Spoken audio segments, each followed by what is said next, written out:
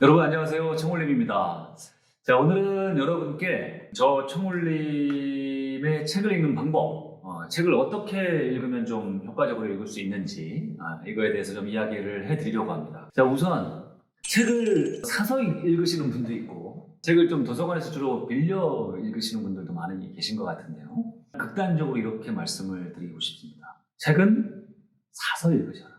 돈을 내고 도서관에서 책을 빌려 읽지 마셔라. 이거부터 시작을 해야 된다라고 저는 생각을 합니다. 도서관에서 책을 빌려 읽으면 책을 제대로 읽을 수가 없습니다. 이거 깨끗하게 읽고 돌려줘야 돼요.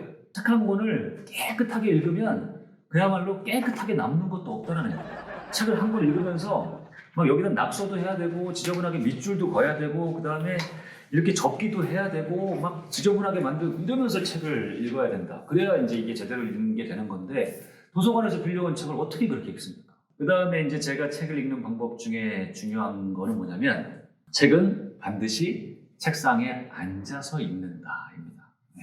물론 저도 좀 가벼운 책, 소설이라든지 이제 만화라든지 이렇게 가벼운 책을 읽을 때는 의자에 기대서도 읽고 침대에 이렇게 누워서도 읽고 엎드려서도 읽고 합니다. 근데 이제 대부분의 책들, 제가 가르침을 받는 책들, 중요한 책들, 인생에 도움을 주는 책들을 읽을 때는 무조건 책상에 앉아서 읽죠. 그것도 정자세로 앉아서. 그리고 보여드리겠습니다. 이게 제가 이제 사용하는 독서대입니다. 눈높이를 맞춘 독서대를 갖다 놓고 책을 여기에 이제 독서대에 끼우고 한 손에 자를 들고 한 손에는 이 노란 색연필 또는 연필을 들고 그러고서 정자세를 하고서 이렇게 책을 읽습니다. 처음에 새로운 책을 딱 하면 제일 표지 제목 보고 이 큰 제목들, 부제목들을 보고 그 다음에 이 책 앞뒷면에 나와 있는 이렇게 이제 써 있는 책, 이게 제가 지난번에 여러분과 리뷰했던 이민규 교수님의 실행이 답이다라는 책인데요. 이 책 표지에 나와 있는 정보들이 이 저자가 얘기하고 싶은 가장 중요한 정보가 여기에 담겨 있습니다. 가장 중요한 메시지. 꼼꼼히 읽어봐야 됩니다. 꼼꼼히 읽고요. 그 다음에 책 날개에 나와 있는 것도 굉장히 중요한 정보거든요. 저자가 가장 하고 싶은 얘기가 여기에 다 담겨 있습니다. 저자가 하고 싶은 얘기 읽고요.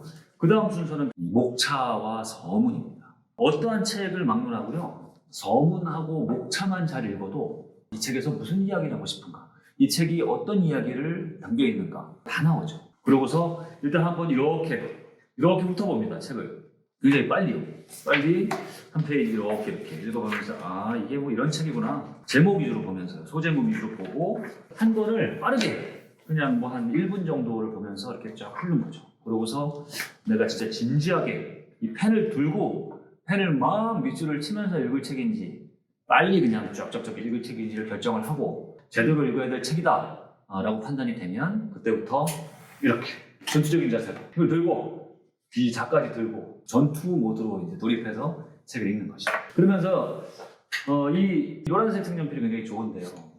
읽으면서 쫙쫙 읽어 나가면서요. 중요한 부분, 나한테 도움을 준 부분, 그 다음에 다시 읽고 싶은 부분에 이 노란색 색연필이나 아니면 요 연필로 밑줄을 그어가면서 읽는 겁니다. 그러고서 전체를 쫙 읽습니다.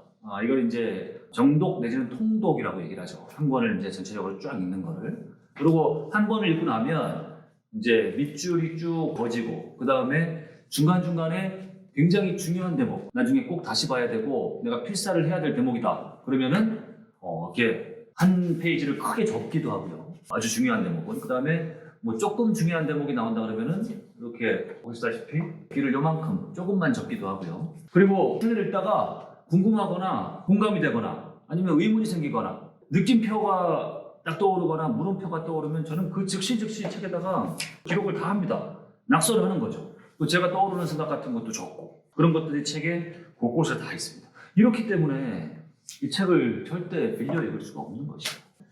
그렇게 해서 책 한 권을 다 읽고 난 뒤에 그리고서 다시 한번 읽습니다. 이제 밑줄을 그은 부분만 읽으면서 이때는 색 볼펜을 들고 있습니다. 주로 이제 이 빨간색 볼펜으로 하는데요. 밑줄을 그은 부분, 그 다음에 제가 귀를 접은 부분, 아니면 페이지를 전체를 접은 부분만 다시 읽으면서 그 중에서 중요한 부분, 필사를 해야 되든지 아니면 활용할 수 있는 부분, 그런 부분을 다시 한번 마킹하는 겁니다. 중요한 부분 중에 중요한 부분을 다시 체크하는 거죠. 그러면서 진짜 중요한 부분은 이 빨간색으로 밑줄을 긋거나 아니면 다시 읽으면서 또 떠오르는 생각이 있거든요. 그때는 이 빨간색이나 파란색 글씨로 좀 중요한 부분을 계속 만들어 나가는 것이죠. 그렇게 해가지고 이 한 번의 독서를 끝내는 겁니다. 근데 여기까지가 읽는 단계, 그 다음에 마킹하는 단계까지를 끝낸 거죠. 이것도 독서를 다 마친 단계가 아닙니다. 본격적으로 쓰는 단계가 남은 겁니다. 여러분도 알고 계시는 필사의 단계입니다. 필사. 필사라는 것은 뭐냐면 책 한 권을 읽고 나서 나한테 도움이 되었던 부분, 좋았던 문장, 기억하고 싶은 대목, 이런 단락, 이런 것들을 다시 한번 쓰는 거죠. 이 쓰는 것의 효용은 크게 두 가지가 있습니다. 한 가지는 뭐냐면 그냥 읽고 말면 우리는 보통 한 일주일만 지나도 그 내용을 다 잊어버립니다. 아무리 머리가 좋은 사람이라도. 쓰면은 보통 한 기억력을 한 3배 내지 5배 높일 수 있다라고 이제 얘기를 하거든요. 이게 첫 번째 효용이고, 또 하나는 뭐냐면 이 써서 어딘가에 기록을 하고 그 기록을 남겨둠으로써 나중에 내가 어떤 글을 쓴다든지 아니면 뭐 강의를 한다든지 할 때 내가 남겨둔 그 좋은 대목, 그 단락, 그런 것들을 활용할 수 있다는 얘기입니다. 이 두 가지 큰 효용이 있는 거거든요. 저는 주로 이제 뭐 에버노트 같은 이런 이제 디지털 노트에다가 워딩을 쭉 하죠. 하면서도 그냥 필사에 그치지 않고 한 대목을 필사하고 필사를 하면서 쓰면서 이 저자는 이런 이야기를 했지만 나는 이걸 또 이렇게 생각해. 아니면 이건 정말 좋은 대목이다. 이거를 내 삶에 이렇게 적용시켜야 되겠다 하는 생각이 떠오른단 말입니다. 그 생각을 저는 필사를 하면서도 바로바로 그 밑에다가 다른 색깔의 이제 워딩으로 적는다는 말이죠. 그래서 필사하고 제 생각을 적고 아니면 뭐 필사만 계속 하든지 이렇게 해가지고 한 번에 필사를 많이 쓰죠. 그리고 이제 한 권을 다 읽고 나면 이 책을 읽고 나서 나는 이러이러한 어떤 생각을 갖게 됐고 앞으로 내 삶에 이런 걸 적용시키고 싶다. 이렇게 하는 게 좋겠다. 이런 독후감, 리뷰 같은 거를 뭐 짧게는 몇 줄에서 길게는 몇십 줄까지도 쓰죠.